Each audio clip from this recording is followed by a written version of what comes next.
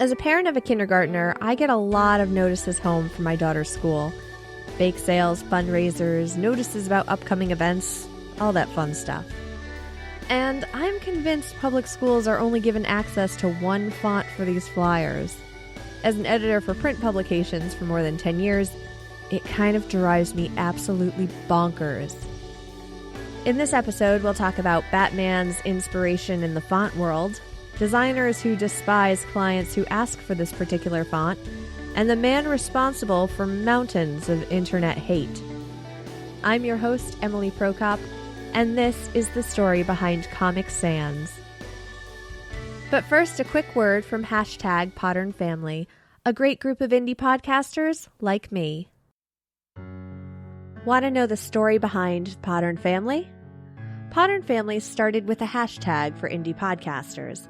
The podcasters who do this for fun and because we're passionate. We're not the big podcast you hear about, most likely. We don't have 10 to 15 people helping us with production. But that doesn't mean the quality and content you're getting isn't as good as any of those shows.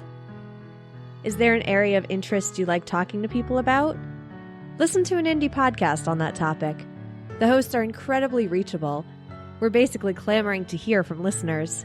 We're just as much your fans as you are ours. No matter what you're interested in, Podern Family's got a show for you. Like movies and TV? Check out the Epic Film Guys, the Something Something Cast, the Boxers, or the Countdown Movie and TV Review. Do you like comedy? Check out Everyone Has a Podcast, The One Word Go Show, Afterburn 739, Now That I'm Older, Rick and Paul Heal the World, or Off in the Weeds. How about random trivia and fun facts? Check out The Endless Knot, or The Story Behind. Like comic books and geek culture? Check out Geek Yogurt Podcast or Little Geek Lost. I could go on, and believe me when I say there are a whole lot more where that came from. But you can find all these and more by searching the hashtag #PodernFamily on Twitter. If you don't know the font I'm referring to in this episode, think of speech bubbles in comics. The hand-drawn looking characters became the basis for the Comic Sans font, which has become associated with schools, kids' activities, and if you collected Beanie Babies in the 90s, you'll recognize the font from the TY Company's logo. It's not quite as formal as Times New Roman, a common font in newspapers, or Helvetica, which is used for business names and logos all over the place. It's fun and lighthearted. But this also has a downside, as many who are familiar with fonts find it difficult to take anything seriously if it's written in Comic Sans. Vincent Conair was the brains behind the font. While he was working at Microsoft in 1994, he was tasked with finding a font for speech bubbles of a character in a computer program called Microsoft Bob, which was designed for kids. The software was made to look like a cartoon, and the designers were using Times New Roman in the speech bubbles, but that didn't seem right to Conair. He looked to his stack of comic books he had in his office, particularly Watchmen and The Dark Knight Returns. He began crafting the letters of the font, and when applied to the speech bubbles in the software, the all-capital letter font wouldn't fit. He added lowercase letters to it, but Microsoft Bob had already come and gone by then. Microsoft did pick it up for its Movie Maker application, and the original name was Comic Book, but then it was changed to Comic Sans. When you see sans in a font name, by the way, it refers to sans serifs, or without serifs. Serifs are the tiny little lines attached to the ends of letters, such as in Times New Roman, whereas a font like Arial doesn't have serifs. If you ever want to look at the difference, pick up a newspaper and look at that font. Serifs are all over the place.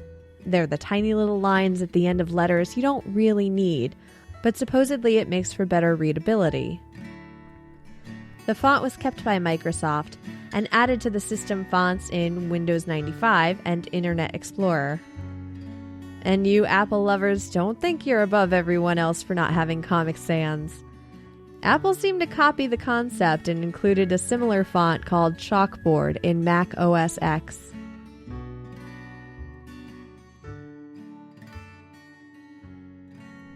Sure, I'm definitely showing my bias in this episode, and to be fair, I'm still stuck with my love of serifs, even though many designers today despise them. I've even seen Times New Roman referred to as squashed spider writing. Dave and Holly Combs, graphic designers from Indianapolis, started Band Comic Sans in 1999 after their employer insisted they use the font for a children's museum exhibit. When LeBron James left the Cavaliers to play for Miami in 2010, Cavaliers owner Dan Gilbert wrote an angry letter on the team's website, "In Comic Sans." Despite many who were angered by LeBron leaving, the intensity of the letter written by Gilbert was dulled down due to the whimsical nature of the font used. When the European Organization for Nuclear Research, known as CERN, discovered the Higgs boson particle, otherwise known as the God particle, in 2012, the discovery was almost overshadowed by the disgust people had after the scientists presented their findings in Comic Sans. Two French designers started a Tumblr called the Comic Sans Project, in which they reimagined famous brand logos redone in Comic Sans. When Pope Benedict XVI stepped down in 2013, the Holy See published a digital scrapbook filled with photos of him. And to graphic designers, they committed the deadly sin of using Comic Sans as the typeface for this book. Even Weird Al Yankovic poked fun at the font in his song Tacky when he sang,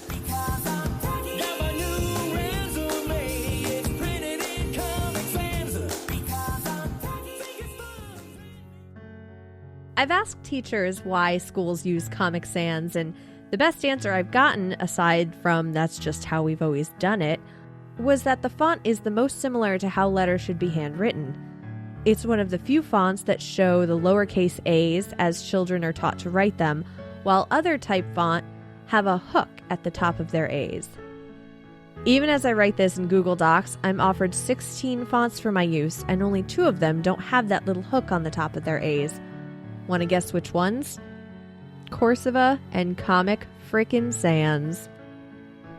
Comic Sans is also a recommended font for those with dyslexia, as it might be easier for them to read fonts that look more like handwriting, and it has the heaviness that makes it stand out more.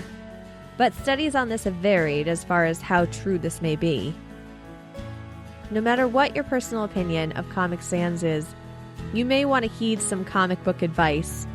With great power comes great responsibility. Use Comic Sans wisely.